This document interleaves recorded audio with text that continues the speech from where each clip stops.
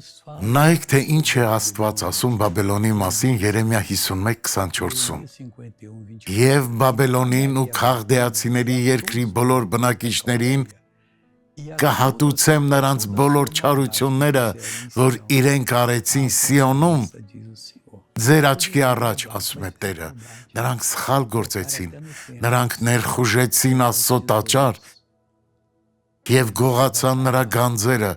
Աստված կստիպի նրանց վճարել դրա համար ի վերջո, նույնը վերաբերում է մեզ, եթե շարունակենք սխալ գործել, հետևանքներ կլինեն, բայց եթե հավատում եք Աստծուն, ապա կպարգևատրվեք,